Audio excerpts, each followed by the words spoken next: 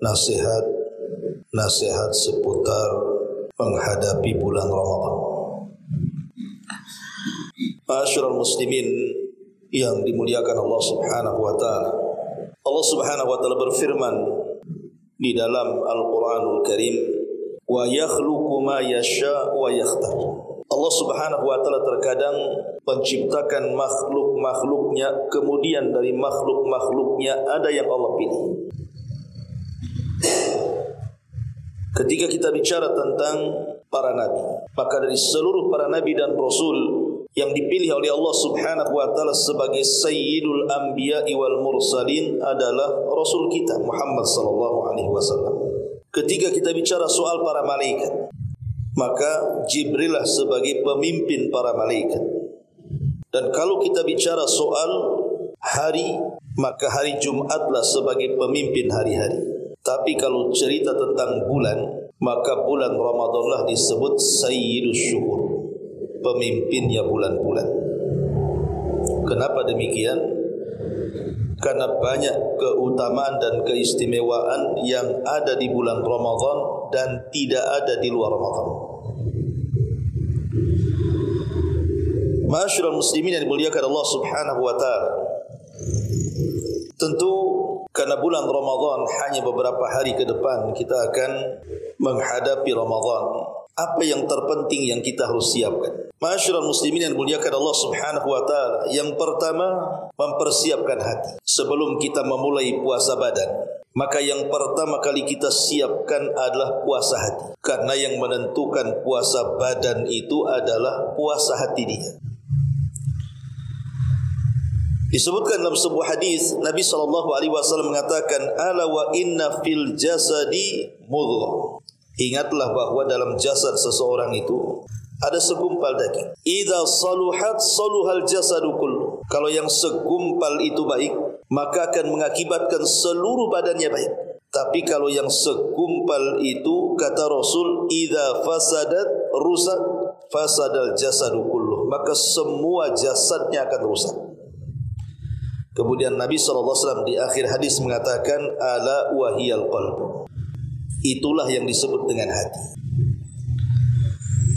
Makanya Imam Ibnul Qayyim rahimahullahu ta'ala sampai mengatakan, al-qalbu kal-malik. Hati itu seperti raja. Adapun anggota badan itu adalah tentara-tentaranya. Kapanpun seorang raja menggerakkan tentaranya, tentu tentara itu akan bergerak sesuai dengan instruksi rajanya. Artinya kalau sang raja memerintahkan keburukan, maka semua ikut perintah raja. Tapi kalau dia memerintahkan kebaikan, maka seluruh tentaranya juga ikut titah perintah rajanya. Itulah permisalan hati dengan badan. Kalau hati baik, semua badan baik. Kalau hati tidak baik, maka badan pun ikut-ikut tidak baik. Makanya kalau kita melihat ayat-ayat tentang puasa, bagaimana Allah Subhanahu wa taala mengatakan, ya ayyuhalladzina amanu kutiba alaikumusiyam kama kutiba alal ladzina min qablikum la'allakum tattaqun. Wahai orang-orang yang beriman, diwajibkan kepada kalian berpuasa sebagaimana puasa ini diwajibkan kepada umat sebelum kalian. Apa hikmahnya coba? Agar kalian bertakwa. Dan takwa itu letaknya di mana? Kata Nabi SAW, at-taqwa hahuna, sambil menunjuk dadanya. Takwa itu di sini. Takwa itu di dada. Dan takwa itulah yang menjadikan badan seseorang menjadi baik. Karena takwa itu letaknya di hati. Jadi hikmah puasa itu sendiri adalah supaya kita menjadi orang yang bertakwa, yang baik hatinya. Karena hati kalau sudah baik, maka semua akan baik. Tapi kalau hati tidak baik, maka tidak akan baik semuanya. Maka persiapkan yang pertama adalah hati dulu. Bersihkan hati dari seluruh penyakit-penyakit yang bisa mengotorinya. Ma'asyiral muslimin yang dimuliakan Allah Subhanahu wa taala, lah salah satu yang mengotori hati, yang bisa saja kemudian menciderai kemudian puasa-puasa kita kelak di bulan Ramadan, adalah dosa.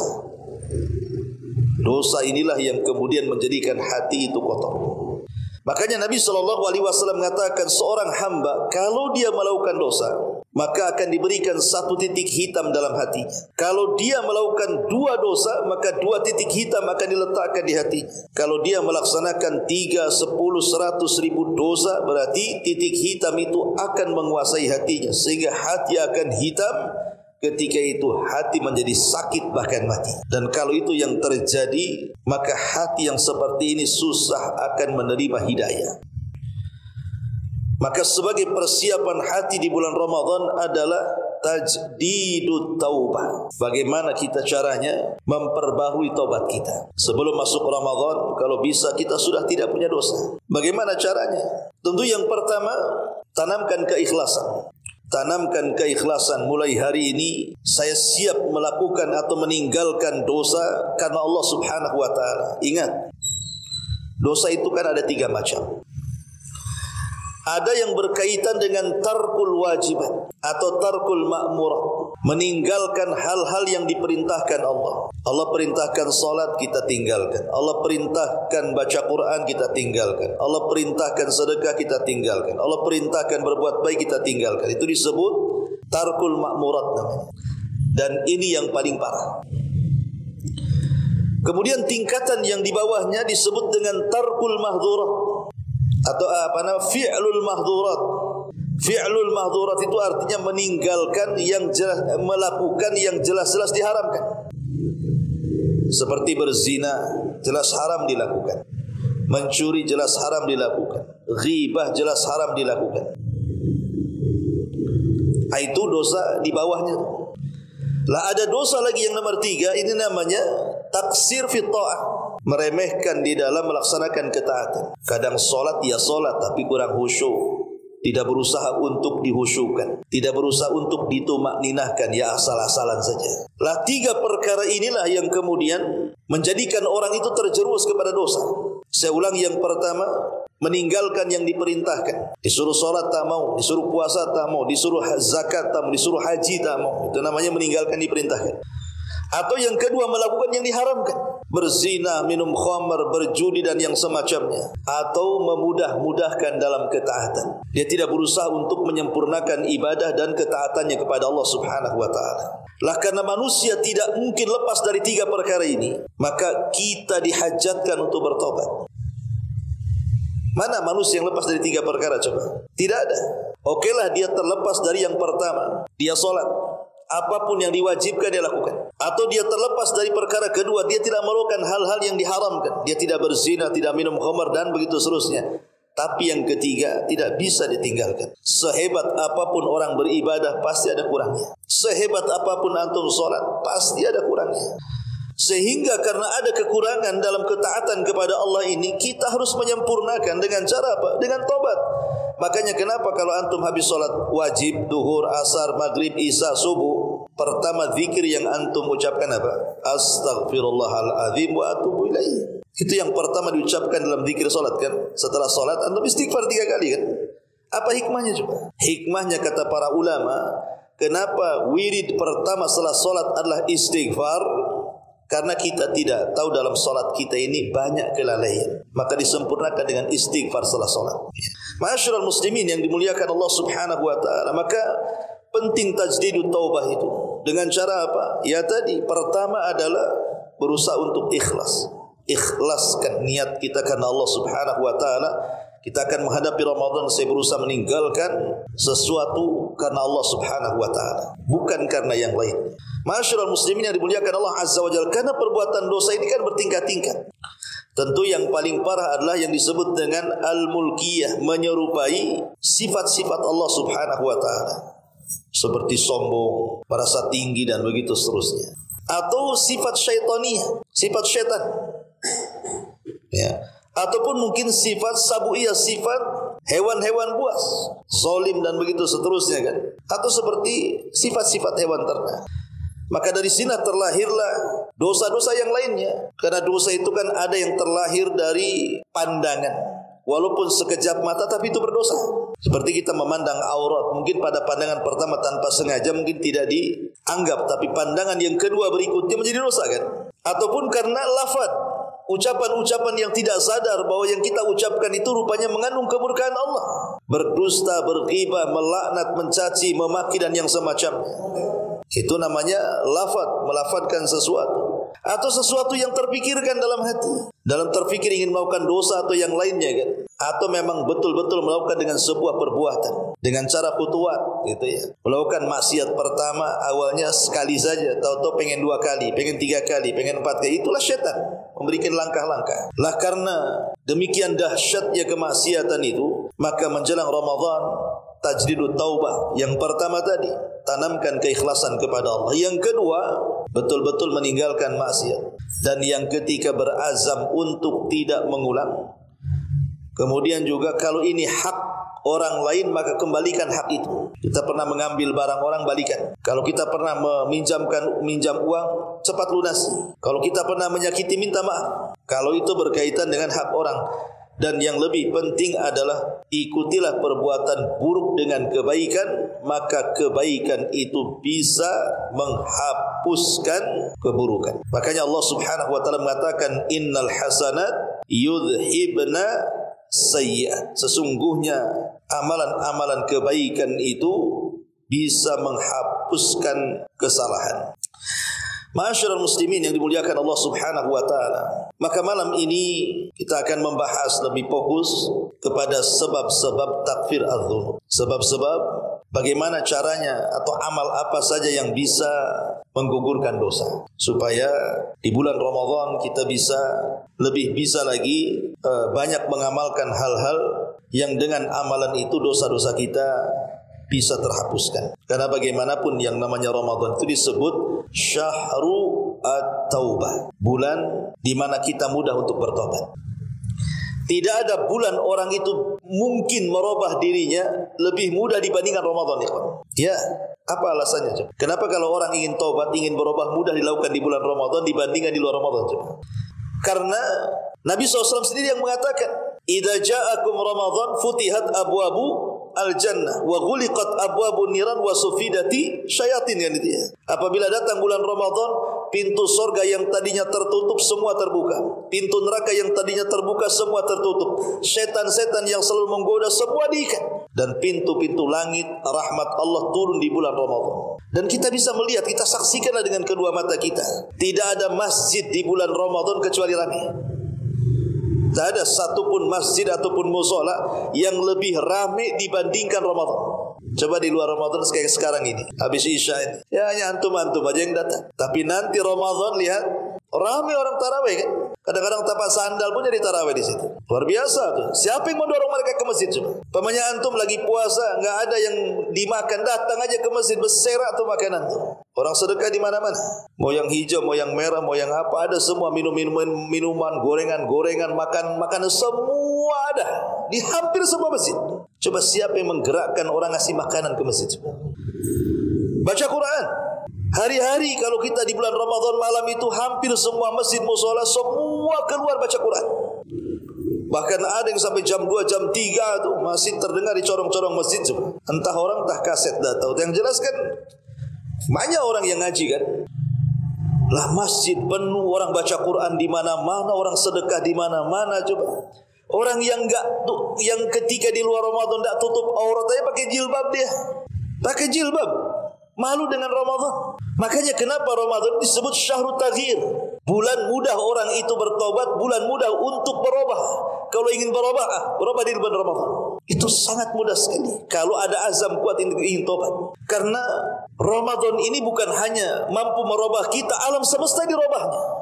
Bayangkan surga dirubahnya, yang tadinya pintunya tertutup jadi terbuka. Neraka dirubahnya, yang tadinya terbuka menjadi tertutup. Alam setan dirubahnya, setan-setan dibelenggu. Pintu-pintu langit terbuka, bayangkan.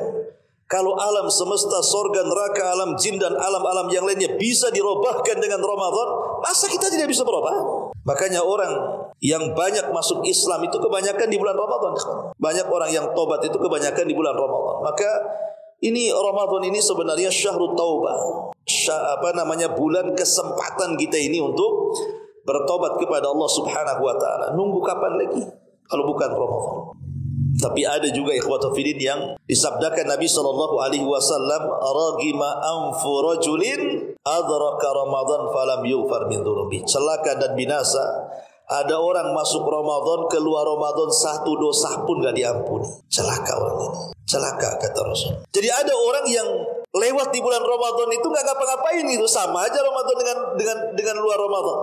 Hanya lewat saja Ramadan itu. Makanya sangat disayangkan ada orang yang menyambut Ramadan itu dengan riang gembira, bahagia, sudah terpikir itu pahala yang dia akan dapat di bulan Ramadan. Dengan tarawihnya, dengan puasanya, dengan baca Qur'annya, dengan zikirnya, dengan macam-macam ibadahnya. Tapi ada yang rungsap hatinya di bulan Ramadan itu. Aduh lapar lagi, aduh haus lagi, gak bisa kemana-mana, orang puasa semua, warung-warung tutup semua. Oh, stres dia. Ada orang stres menghadapi Ramadan. Orang seperti ini ada nifaknya itu, ada kemunafikan dalam hatinya. Makanya kalau kita lihat menjelang Ramadan, sudah akhir-akhir Ramadan, orang-orang yang beriman mereka sedih. Kalau sudah berakhir Ramadan, orang-orang yang beriman itu sangat sedih sekali. Kalau bisa 1 tahun itu Ramadan. Tapi orang-orang yang dalam hatinya ada kemunafikan, oh paling senang itu. Alhamdulillah sebentar lagi lebaran gitu. Udah lewat Ramadan, lewat lapar, lewat dahaga. Ada orang yang kemudian malah senang dengan berakhirnya Ramadan. Maka hadapi Ramadan dengan kesenangan. Bahwa Ramadan adalah syahrul taghyir, bulannya kita bisa berubah, bisa bertobat kepada Allah Azza wa Jal. Maka lakukan amalan-amalan yang dianjurkan oleh syariat Islam tentang amalan-amalan yang bisa kita lakukan selama Ramadan, karena amal ini bisa menggugurkan dosa-dosa kita. Apa saja? Pertama, al-hirsu ala ada'is salat. Jaga salat, terutama salat 5 waktu. Nabi SAW pernah mengatakan, bagaimana menurutmu kalau seandainya di depan pintu rumahmu itu ada sungai, airnya sangat jernih sekali, engkau mandi 5 kali sehari, kira-kira bersih enggak badanmu?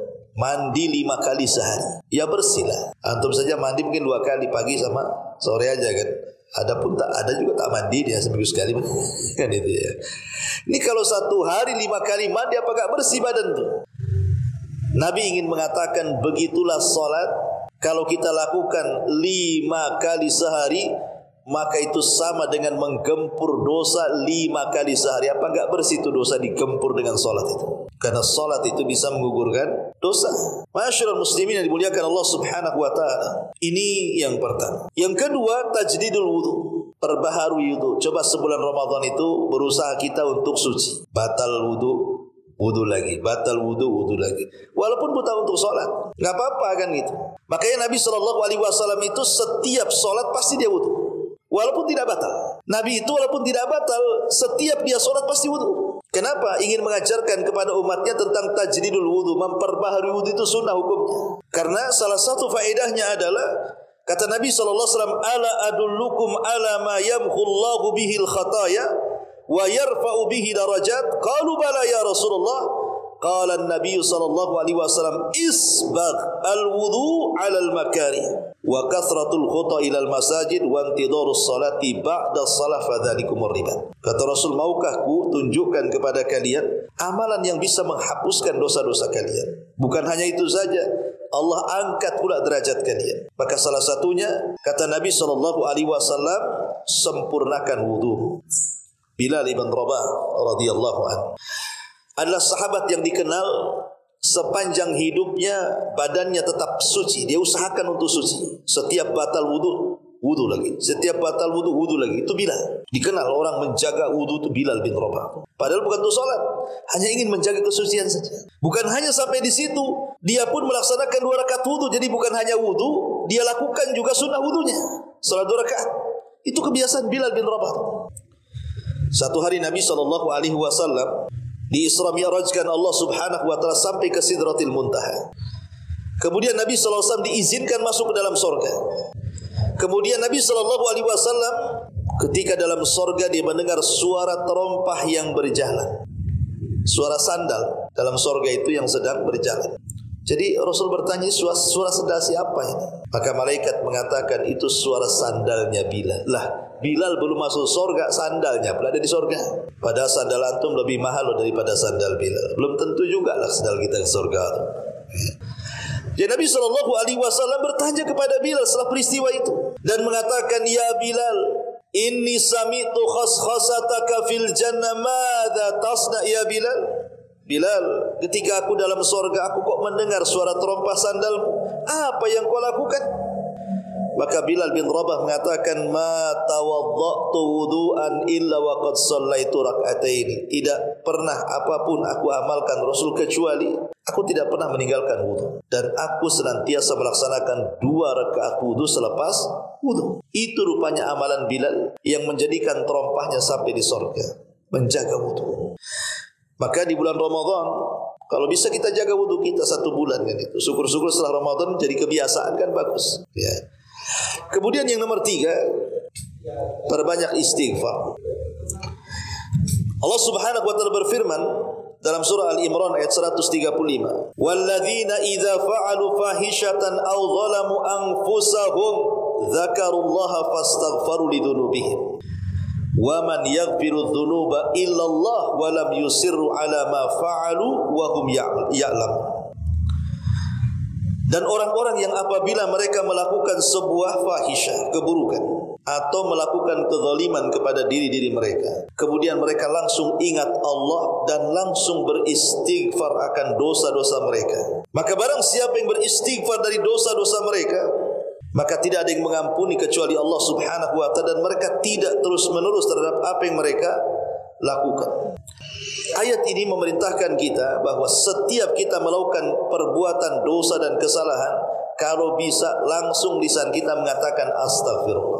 Astagfirullah, kenapa saya tadi melakukan ini? Astagfirullah, kenapa saya tadi menggibah orang? Astagfirullah, kenapa saya tadi melangkah ke tempat itu? Astagfirullah, kenapa saya tadi melakukan dosa? Jadi langsung istighfar dia. Kalau orang setiap kali melakukan dosa kemudian istighfar, ikhwan, apa sih makna istighfar itu? Istighfar itu adalah talabul maghfirah. Kita meminta kepada Allah maghfirah, ampunan. Dan kalimat maghfirah itu ada 2 makna yang disebutkan para ulama. Ketika antum mengucapkan astaghfirullah, itu apa maknanya? Maknanya, ya Allah, dengan aku mengucapkan istighfar astaghfirullah, ya Allah, tutupilah dosa-dosaku dari manusia, dan jangan kau azab dosa-dosaku kelak di akhirat. Itu makna istighfar. Meminta kepada Allah agar aib dosa kita tidak ditampakkan kepada manusia, cukup kita dengan Allah saja yang tahu. Yang kedua, kita meminta kepada untuk dosa-dosa kita yang pernah kita lakukan di dunia, agar Allah jangan mengadabnya di akhirat. Itu makna istighfar. Coba bayangkan, sering saya katakan sama antum, betapa banyak orang yang kemudian hancur karirnya ketika satu aibnya dibongkar Allah. Ada awalnya ada orang itu luar biasa, dimuliakan, kemudian dipuji-puji orang. Dia tidak tahu kalau dia ada aib. Ketika Allah bongkar aib itu, satu saja dari sekian aibnya, namanya langsung dicaci maki orang. Oh, rupanya nampak aja dia baik, rupanya begini-begini dia. Dan itu. Makanya kenapa kemudian orang itu masih dianggap mulia di mata manusia? Karena aib kita masih ditutup, ya. Coba kalau aib kita dibongkar kepada manusia, ada gak manusia yang mau menghargai kita? Tidak ada. Yang menjadikan kita mulia di mata manusia itu karena aib kita masih ditutup Allah. Makanya Imam Ahmad bin Hanbal, ketika kemudian dia sedang belanja ke pasar, namanya imam besar, ulama besar, murid-muridnya banyak di pasar. Ketika sudah nampak Imam Ahmad bawa barang-barang, zaman dulu kan yang belanja laki-laki, perempuan di rumah kan itu. Termasuk Imam Ahmad belanja ke pasar. Jadi murid-muridnya nengok gurunya bawa barang-barang. Ya namanya muridnya ta'zim, ingin menghargai gurunya. Langsung mengatakan, ya imam, sudah barang-barangmu kami yang bawa. Kamu jalan kaki saja. Semua barang-barang ini kami yang bawa. Tidak usah repot-repot. Apa kata Imam Ahmad? Kalian memuliakan aku itu karena kalian tidak tahu saja aibku, katanya. Kalau seandainya kalian tahu aibku, saya yakin bukan barangku yang kuangkat, tapi kalian akan mengangkat pasir dan meletakkan di kepalaku, katanya. Tawadhu'nya Imam Ahmad. Tapi memang benar. Betapa banyak yang terjungkir balik orang itu ketika aibnya kemudian ditampakkan oleh Allah Subhanahu wa ta'ala. Tidak perlu semua aib ditampakkan, satu aib saja bisa menggugurkan orang itu. Makanya dengan memperbanyak istighfar itu, supaya kita tetap masih dipandang mulia manusia, karena aib kita ditutup Allah.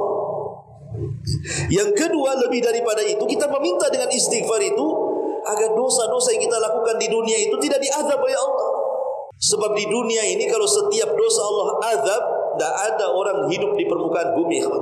Siapa di antara kita yang tidak melakukan dosa? Siapa di antara kita yang tidak melakukan dosa? Makanya ada istilah, tidak ada manusia yang buruknya 100% dan tidak ada manusia yang kebaikannya 100%. Enggak ada. Allah tidak pernah menciptakan manusia itu berbuat buruk saja seumur hidupnya. Sebagaimana tidak ada manusia itu Allah ciptakan berbuat baik seumur hidupnya. Pasti yang namanya manusia itu sekali-kali berbuat baik, sekali-kali berbuat buruk. Itulah manusia. Tidak ada yang sempurna manusia itu. Pasti akan suatu ketika masuk terjerumus kepada dosa. Karena itu sebuah hal yang sudah ditetapkan bahwa manusia itu punya bagian daripada dosa. Kullu bani Adam khatta'un wa khairul khatta'ina tawwabun. Setiap anak Adam itu pasti melakukan dosa. Tidak mungkin tidak. Kalau ada orang mengatakan, tidak, saya tidak pernah melakukan dosa, kadzab dan dusta engkau. Tidak ada manusia yang tidak melakukan dosa. Karena Allah yang Rasul yang mengatakan, kalau seandainya manusia itu tidak ada yang melakukan dosa, Allah binasakan. Allah akan ganti dengan kaum yang melakukan dosa, kemudian mereka istighfar. Kenapa? Karena Allah suka dengan orang-orang yang bertobat, dan tidak mungkin orang bertobat kecuali melakukan dosa sebelumnya. Macam mana orang yang tobat tidak melakukan dosa sebelumnya? Allah suka, innallaha yuhibbut tawwabin. Suka dengan orang-orang yang bertobat. Makanya kalau seandainya orang itu melakukan dosa, kemudian bertobat, Allah terima. Kemudian melakukan dosa lagi, dicatat dosa lagi, kemudian bertobat lagi, Allah terima. Kemudian dia melakukan dosa lagi, kemudian bertobat lagi, Allah terima. Begitu seterusnya. Allah akan tetap membuka pintu taubat. Walaupun dosa kita ini melambung sampai ke langit, walaupun dosa kita seberat bumi dan isinya, kalau kita datang kepada Allah meminta ampunan, beristighfar, betul-betul bertobat, tidak ada dosa yang tidak diampuni. Maka yang ketiga, perbanyak istighfar. Kemudian yang keempat, as-sadaqah, perbanyak sedekah.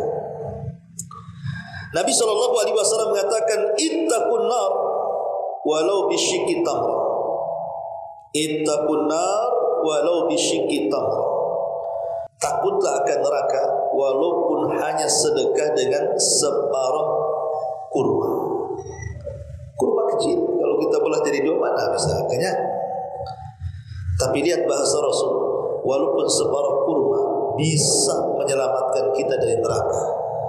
Kalau sedekah kita lillah karena Allah, dan kalau sedekah kita betul-betul disembunyikan, tidak ada yang tahu kecuali kita dengan Allah.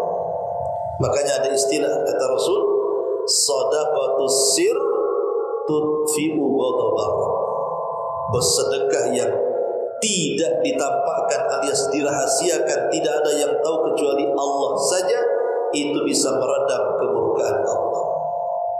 Seandainya Allah takdirkan dalam catatannya, mungkin kita ini karena banyak melakukan dosa, harusnya mungkin kita ini diberikan ujian karena dosa kita.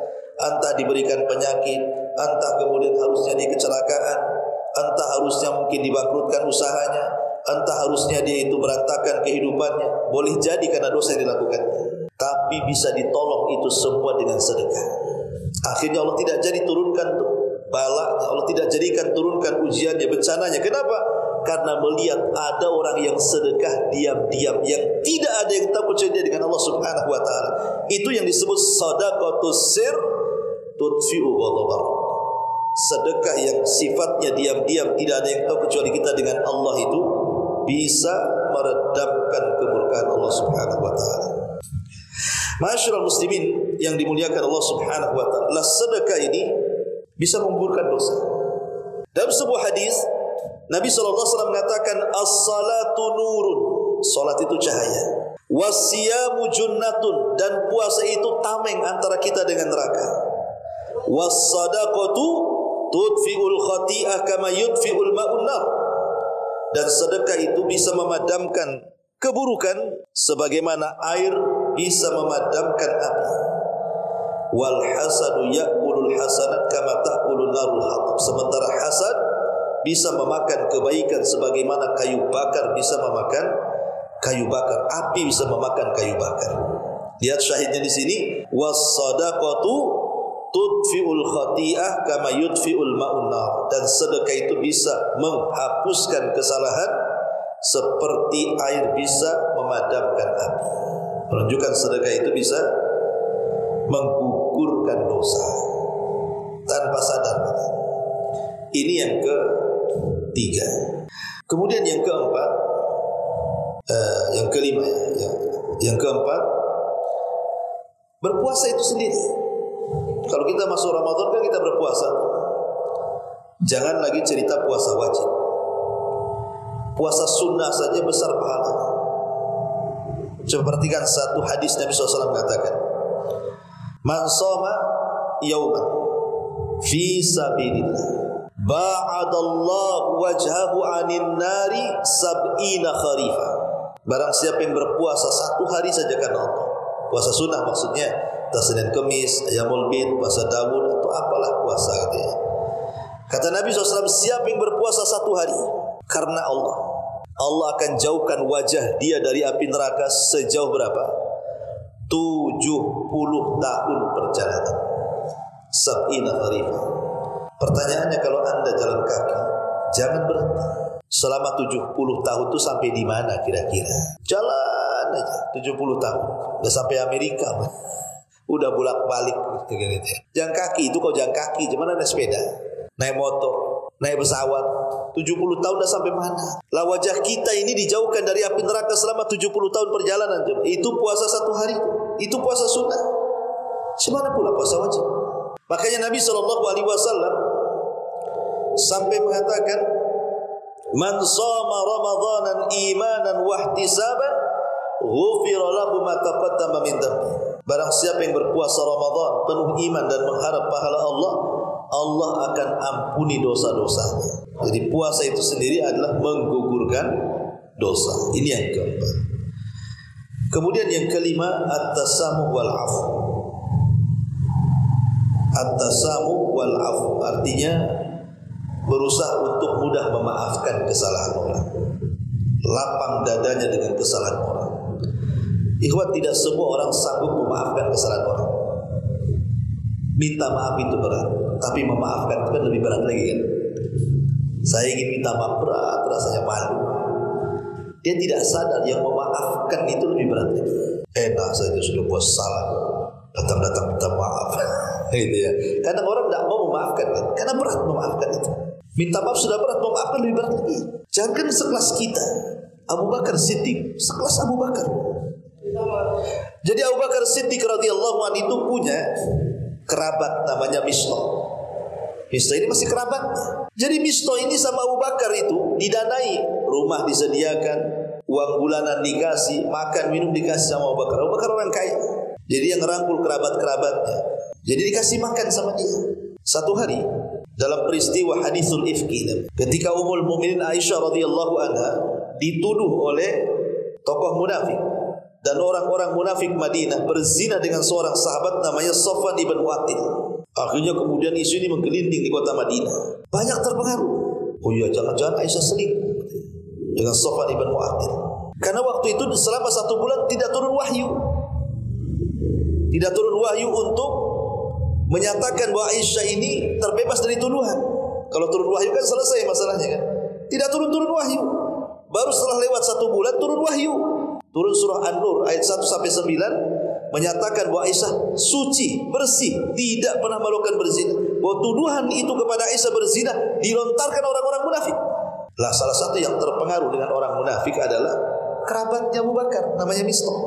Ikut-ikut pula dia di situ dalam fitnah. Jadi ketika turun ayat pembebasan Aisyah dari tuduhan berzina itu, Abu Bakar sakit hati dengan siapa? Mistah. Kasih rumah, kasih makan, kasih apa, tentu ikut nuduh pula anak saya. Apa gak sakit hati itu kan gitu ya? Ibaratnya antum punya saudara, antum kafil umpamanya di Batam, dikasih rumah, dikasih ini, semua dikasih, tahu-tahu dia pula memfitnah kita. Apa gak sakit hati kita? Boleh jadi kita kejam sama dia kan? Dah kalau gitu saya ambil lagi rumahnya, pergi gua dari sini, kan begitu. Itu yang dirasakan Abu Bakar kepada Mistah. Dia berjanji untuk tidak memberikan nafkah lagi sama Mistah. Kenapa? Karena dia satu di antara sekian orang yang ikut menuduh anaknya. Tapi turun ayat, Turun ayat kepada Abu Bakar menegur. Bukankah ketika sebelum terjadi tuduhan-tuduhan kepada Aisyah, tujuan engkau memberikan sedekah kepada Mistah itu supaya apa? Supaya mendapatkan surga, supaya Allah ampuni dosa-dosanya. Maka Abu Bakar, iya. Maka tidak boleh orang yang diberikan keleluasaan rizki bersumpah untuk tidak memberikan nafkah kepada orang-orang yang berhajat.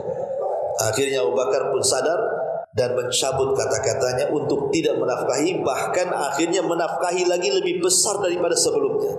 Coba ingat, kalau kita disakiti orang, mana mau kita bantu dia? Tapi itu Abu Bakar. Makanya kenapa sifat tasamu dan afu ini sifat mulia. Mudah memaafkan, mudah lapang dada, itu sifat mulia karena tidak semua orang bisa masalahnya. Memaafkan itu kan tidak semua orang bisa melapangkan dada itu kan. Maka di zaman Nabi SAW, ketika Rasul dalam masjid itu, kata Rasul, no, sebelah sana akan muncul laki-laki, dia masuk surga, termasuk laki-laki penghuni surga. Semua pandangan sahabat tertuju kepada pintu itu. Rupanya keluar dari pintu itu anak muda, basah kepalanya, jinjing sendal, lewat masjid.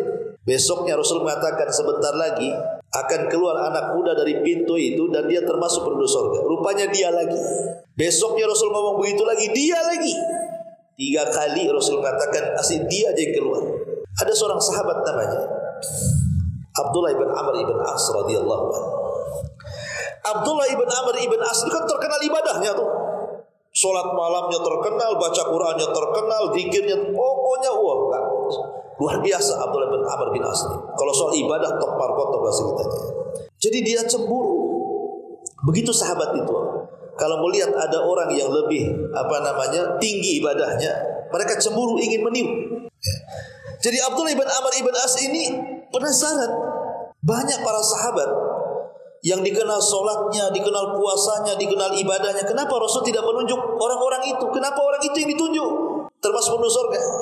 Jadi Abdullah ibn Amr ini ingin menelisik amalan apa dia sehingga Rasul mengatakan dia termasuk penduduk surga. Pura-puralah bertamu Abdullah bin Amr bin As selama 3 hari. Tapi dia kecewa ketika sudah bertamu nginep di rumah anak muda itu. Tak nampak pula amalan anak muda itu lebih hebat dibandingkan dia dan dibandingkan para sahabat. Biasa-biasa saja sholatnya, biasa-biasa saja baca Qur'annya, tak ada yang istimewa. Bahkan sahabat yang lain jauh yang lebih istimewa lebih banyak.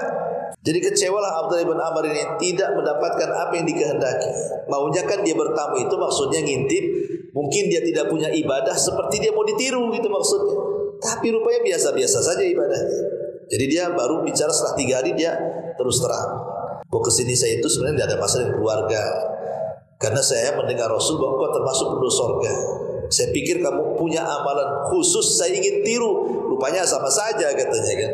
Akhirnya kemudian anak muda ini mengatakan, begini wahai Abdullah bin Amr, saya ini kalau sebelum tidur, sebelum saya pejamkan mata, maka saya keluarkan semua hati saya. Dan saya katakan saya akan maafkan malam ini semua orang yang pernah mendolimi saya. Dan saya tidak akan tidur sampai saya memaafkan semua orang-orang yang telah melakukan kedoliman kepada saya. Baru saya tidur. Dan itu saya lakukan setiap hari. Sebelum tidur saya lapangkan dada, saya maafkan semuanya. Saya maafkan semuanya. Mau menggibahin saya, orang yang menghina, mencaci, memaki, saya maafkan. Kemudian tidur. Kata Abdullah bin ini yang tidak dimiliki sahabat yang lain. Boleh jadi mereka memiliki pahala solat, pahala puasa, pahala baca Quran, tapi belum tentu mereka memiliki pahala hati. Lihat bagaimana istimewanya pahala hati di sini. Amalannya apa? Memaafkan orang sebelum tidur. Kita sambung namanya. Kan luar biasa. Makanya kemudian Allah Subhanahu wa taala mengatakan wa anta'fu aqrabu littaqwa wa la tansawul fadla bainakum. Dan kalau seandainya engkau lebih mampu memaafkan itu lebih dekat dengan ketakwaan. Dan Allah mengatakan dalam surah Al-Imran 133 sampai 134, wasari'u ila magfirati min rabbikum wa jannatin arduha as-samawati wal ardu uiddat lil muttaqin alladzina yunfiquna fis sarra'i wad dharra'i wal kadhimina al ghaidha wal 'afina 'anil nas. Wallahu yuhibbul muhsin. Bersegeralah kalian menuju ampunan Rabb kalian dan surga yang seluasnya langit dan bumi itu Allah sediakan bagi orang-orang yang bertakwa. Siapa mereka? Orang-orang yang berinfak dengan infak baik terang dalam kondisi senang ataupun susah, dan orang yang menyembunyikan kemarahan dan orang yang mudah memaafkan. Ya, Allah sediakan surga bagi mereka. Ini yang kelima. Yang keenam, al-hajj wal umrah. Kalau kita mampu di bulan Ramadan, haji. Karena haji itu bisa menggugurkan dosa. Maksudnya dengan umrah di bulan Ramadan kita sudah dapat pahala haji. Kata Rasul apa? Al-umratu fi Ramadan ta'dilu hajjata ma'i. Ibadah umrah yang dilakukan di bulan Ramadan sama dengan haji bersama. Dan lihat pahala haji kata Rasul. Pulang dari ibadah itu seperti anak yang baru dilahirkan dari rahim ibunya. Kalau bayi baru dilahirkan punya dosa enggak? Enggak punya dosa kan? Makanya kenapa orang-orang yang haji itu kalau seandainya mereka meninggal saat haji dan lillahi ta'ala ketika hajinya, apa kata Rasul? Al-hajjul mabrur laisa lahul jaza illal jannah. Haji yang baik itu tidak ada balasan yang pantas kecuali surga. Karena pulang dari haji aja enggak punya dosa kan? Kalau hajinya lillah. Karena kalau cerita haji ini, oke lah pemerintah kita ini Masya Allah, mungkin karena seringnya memberangkatkan haji setiap tahun secara administrasi, keuangan, manajemen dan begitu seterusnya sudah tidak dilakukan lagi. Cuman kadang-kadang yang harus dimantapkan harusnya saat manasik haji itu apa itu? Niat. Banyak yang kemudian orang haji itu niatnya bukan karena Allah. Ya, banyak yang seperti itu. Sehingga masalah remeh-temeh saja panggilan. Orang sudah haji tidak dipanggil Pak Haji itu sakit hati itu. Aku udah haji, panggil Pak Haji. Itu sakit hati udah. Peci dah putih masih juga dipanggil nama katanya. Ada orang yang apa merasa uang udah habis tidak dipanggil hak saja kadang-kadang sakit hati. Ini kan niatnya perlu diluruskan. Anda ini haji supaya dipanggil Pak Haji atau apa gitu. Itu contoh saja. Contoh kecil gitu ya. Lebih daripada itu kadang-kadang niat yang mungkin tersembunyi. Seperti umpamanya orang berpikir kalau saya haji saya pengen mati lah di kota Mekah. Jadi hajinya bukan untuk menyempurnakan rukun Islam tapi pengen mati di kota Mekah. Dia pikir kalau mati di sana masuk surga gitu maksudnya.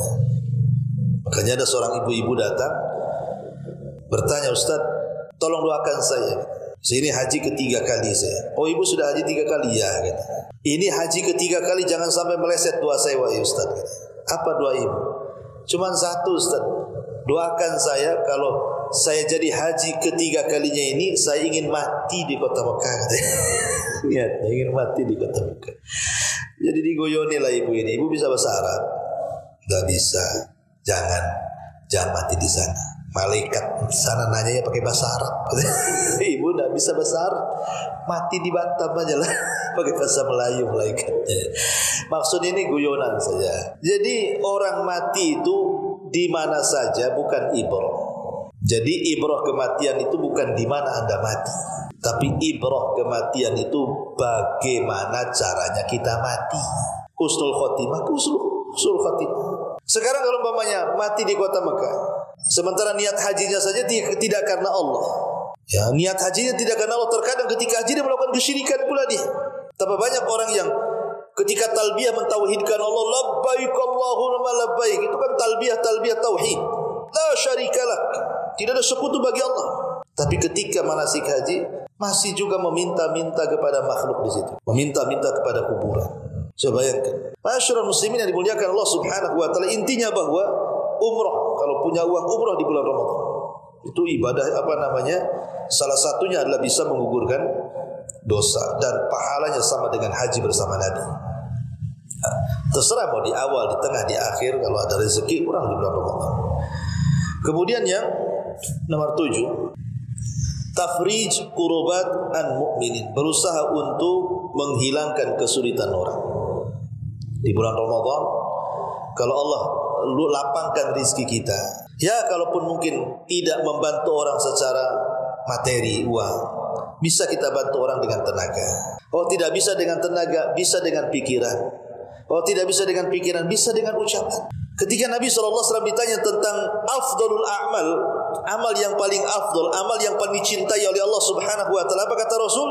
Sururut tudkhiluhu ala qalbi muslim. Kebahagiaan yang kita masukkan di hati seorang muslim itu seafdal-afdalnya amal. Atau dalam istilah para ulama disebut disebut jabrul khawatir, menempel luka orang. Ini amal paling agung. Amal paling mulia itu menempel luka orang. Orang ini sedang terluka, kita datang, kita tempel lukanya. Orang ini sedang sedih, kita datang, kita bahagiakan hatinya. Orang ini sedang gundah gulana, kita datang, kita senangkan hatinya. Orang ini sedang susah, sedang kalut, kita datang, kita lapangkan dadanya. Itu amalan yang paling luar biasa. Makanya saya heran, ada orang yang suka nyakiti orang. Orang yang disakiti ini sebenarnya dia sudah banyak sakit dia itu. Udah ngurus anaknya, mungkin kalau dia seorang ibu, ngurus suaminya, ngurus macam-macam, lelah dari kehidupannya. Coba ya. Kita datang pula menyakiti hati dia, sudah lelah, lebih lelah lagi. Coba ya.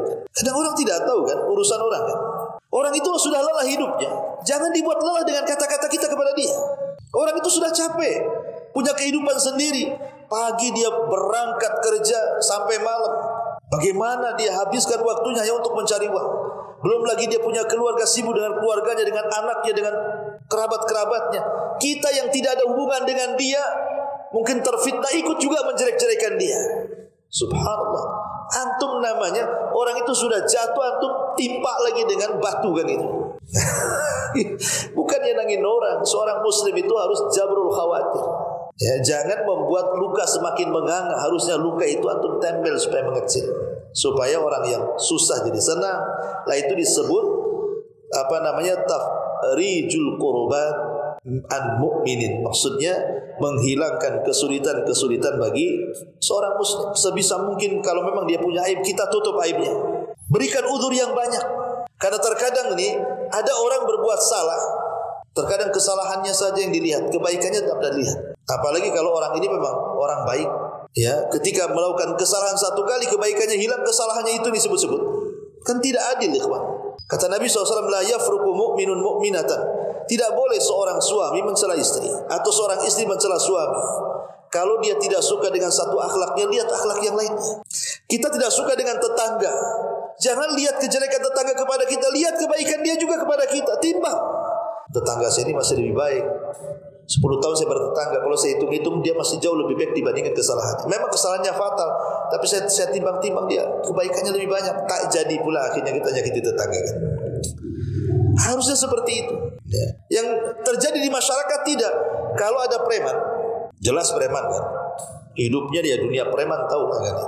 Bertobat dia, tobatnya yang dibicarakan, keburukannya hilang kan. Coba kita balik, seorang ustaz hari-hari berdakwah, ngajak manusia kepada kebaikan, sekali kepleset ustaznya kena. Itu pula yang dibicarakan, coba kan ya. Adilnya di mana coba? Kadang-kadang aneh. Kadang-kadang saya lihat itu ada seorang ustaz yang dulunya dia lulukan oleh santri-santrinya, kemudian dia melakukan kesalahan. Tiba-tiba yang salahnya itu yang dibicarakan. Seolah-olah apa? Maunya santri itu, ustaz itu kayak malaikat kalau bisa. Ya, tapi dia tidak sadar dia itu iblis masalahnya. Jadi minta ustaznya kayak malaikat, dia tidak sadar kalau dia jadi iblis gitu. Kan repot jadinya kan. Ma'asyiral muslimin yang dimuliakan Allah Subhanahu wa taala. Kemudian juga yang nomor 8, as-sabru 'ala syada'id. Bersabar ketika mendapatkan banyak ujian. Sabar itu memang enak diucapkan di lisan tuh. Sabar. Insyaallah saya sabar. Kan ada ya. Sambil ngurus dada, insyaallah saya sabar. Sabar ya, insyaallah saya sabar. Iya, banyak orang ngomong begitu. Tapi ingat ikhwatu fiddin, kebanyakan orang yang mengucapkan sabar itu sama dengan orang yang mengucapkan ikhlas. Ikhlas enggak? Ikhlas katanya. Dia teriak. Udah enggak ada orang yang gurutu dia. Dia. Memang kalimat-kalimat seperti ini, sabar, ikhlas, tawakal, mudah di lisan. Tapi dalam aplikasi perbuatan itu sulit sekali. Harus dilatih kesabaran itu. Jangankan kita sekelas Nabi, sesak dadanya. Ketika kemudian orang-orang kafir mulai mendustakannya, makanya Allah mengatakan, qad na'lamu annaka yadhiqu sadruka bima yaqulun. Kami tahu wahai Muhammad, kau sesak dadanya gara-gara ucapan mereka. Nabi aja bisa sesak dadanya kan. Ketika orang-orang kafir kemudian menolak dakwahnya, mengatakan dia gila, dia penyihir, dia pemecah belah, macam-macam. Itu sekelas Nabi bisa sesak dadanya. Apalagi kita kan begitu. Tapi Allah Subhanahu wa taala membimbing Nabi kita bagaimana cara mengolah menjadi sebuah kesabaran. Makanya Nabi memberikan ajaran-ajaran untuk bagaimana seorang muslim itu bisa sabar dengan memberikan pahala dan balasan. Innama yuwaffas sabiruna ajrahum bighairi hisab. Bahwa pahala orang sabar itu tanpa batas. Berarti kesabaran juga tanpa batas, karena pahalanya tanpa batas juga. Saya sudah habis kesabaran Ustaz. Kan gitu. Sabar itu tidak akan habis batasnya. Yang membatasi kesabaran itu kita. Tapi sabar itu tidak ada batasnya. Karena pahalanya juga tanpa batas. Makanya memang perlu dilatih kesabaran itu. Makanya Nabi SAW mengatakan, ma yusibul muslimin nasabin wala wasabin wala hamin wala hazin wala adan wala gham hatta syaukati yushaquha illa kaffarallahu biha min khataya. Tidaklah seorang muslim terkena musibah dengan berbagai macam musibah. Sampai pun kalau kata Rasul, mungkin antum sedang jalan pakai sandal, ada pula lah duri ikan itu nancap di sandal, kena pula kaki kita sampai mengadu, sakit antum. Kalau antum ketika kena duri ikan, kemudian antum mengharap pahala Allah, maka kesalahan kita akan dihapuskan. Boleh jadi ini menggugurkan dosa. Ya. Kemudian juga yang nomor 9, kafalatul yatim, berusaha mengkafil anak yatim. Kemudian yang ke-10, berwudu, tadi sudah saya jelaskan juga.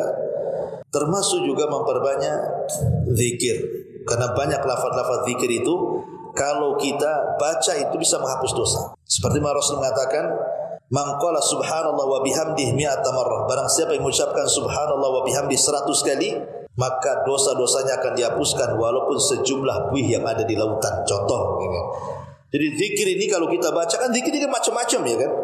Ada zikir sebelum tidur, setelah tidur, sebelum sholat, setelah sholat, macam-macam zikir ini. Kalau kita amalkan zikir-zikir itu, maka kita akan mendapatkan 5 keistimewaan. Karena zikir itu lebih baik daripada 5 perkara ini. Pertama, amalan terbaik. Yang kedua, bisa membersihkan hati. Yang ketiga, bisa mengangkat derajat. Yang keempat, lebih baik daripada infak emas dan perak. Dan yang kelima, lebih baik daripada kita berjihad, kita dibunuh atau membunuh. Apa kata Rasul? Maukah kuhabarkan kepada kalian amalan yang paling baik, bisa membersihkan hati kalian, mengangkat derajat kalian, lebih baik daripada infak emas dan perak, dan lebih baik daripada jihad sehingga engkau membunuh musuh atau dibunuh musuh. Sahabat bertanya, apa itu Rasul? Amalan sehebat itu apa wahai Rasul? Maka Nabi SAW mengatakan, zikrullahi azza wa jalla, berzikirlah kepada Allah Subhanahu wa ta'ala. Wallahu a'lam bishawab. Ini hanya nasihat umum saja. Ya, saya juga afwan dari menggunakan persiapan tadi, asal datang sebenarnya. Tadi hujan deras di sini, saya pikir tak datang kan itu. Jadi kitabnya pun tadi tidak sempat terbawa. Mudah-mudahan ada manfaatnya, dan mudah-mudahan sebentar lagi kita menyongsong bulan Ramadan. Kita berdoa kepada Allah Subhanahu wa ta'ala, kalau kita melihat hilal di bulan Ramadan, hendaklah membaca Allahumma ahillahu alaina bil amni wal iman wassalamati wal islam wat taufiq lima yuhibbu rabbuna wa yarda rabbuna wa rabbukallahu azza wa jalla. Ini doa yang diajarkan, walaupun sebagian ulama melemahkan hadis ini, tetapi tidak mengapa karena kandungan maknanya baik. Berdoa dengan doa, kalau nanti pas pemerintah kita sidang isbat, biasanya kan maghrib itu diumumkan kan, besok penentuan 1 Ramadan. Maka ketika pemerintah sering saja mengumumkan besok 1 Ramadan, angkat tangan, kita katakan Allahumma ahillahu alaina bil amni wal iman wassalamati wal islam wat taufiq lima yuhibbu rabbuna wa yarda rabbuna wa rabbukallah. Ya Allah, mudah-mudahan bulan yang tampak kepada kami, 1 membawa keamanan, 2 membawa keimanan, 3 membawa keselamatan, 4 membawa keislaman, dan 5 membawa taufik. 5 inilah bekal kita di bulan Ramadan. Pertama, aman. Orang kalau tidak aman tidak bisa puasa. Lihat saudara kita di Palestina, nggak aman. Jangankan Ramadan, di luar Ramadan aja puasa mereka nggak ada yang dimakan karena nggak aman. Alhamdulillah kita aman. Yang kedua, iman. Iman itu yang menggerakkan badan. Kalau iman sudah menghujam dalam hati, kenapa tuh sampai di sini duduk ngaji di depan saya? Karena iman yang menggerakkan. Kenapa tadi sholat isya? Siapa yang menggerakkan untuk sholat isya? Iman yang menggerakkan. Maka kita minta iman itu menggerakkan supaya kita banyak ibadah di bulan Ramadan. Yang ketiga, selamat. Betapa banyak orang yang sakit akhirnya susah ibadah karena nggak selamat badannya kan, nggak selamat banyak rintangan, banyak macam-macam musibah. Enggak selamat, minta keselamatan. Kemudian yang keempat, minta Islam. Jangan sampai kemudian di bulan Ramadan justru kita bukan tingkah lakunya bukan seorang muslim. Tidak ada menampakkan syariat Islam sama di bulan Ramadan. Ya, kemudian yang terakhir taufik, dan inilah yang paling penting. Taufik itu artinya hidayah yang hanya Allah berikan. Tidak ada yang bisa meraih hidayah itu kecuali Allah yang menghibahkan. Minta taufik. Ya, memang hidayah itu ada dua, ada hidayatul irsyad. Kita mengajak manusia kepada kebaikan itu hidayah irsyad namanya. Tapi menyadarkan orang itu Allah yang punya kuasa. Kita hanya menyampaikan saja. Lah taufik itu penting. Karena taufik itulah yang mengantarkan keselamatan dunia kita dan akhirat kita. Wallahu a'lam bishawab. Ini yang bisa saya pahamkan. Mudah-mudahan ada manfaatnya. Subhanaka wa bihamdika asyhadu an la ilaha illa anta astaghfiruka wa atubu ilaik. Allahu ta'ala alam. Assalamualaikum warahmatullahi wabarakatuh.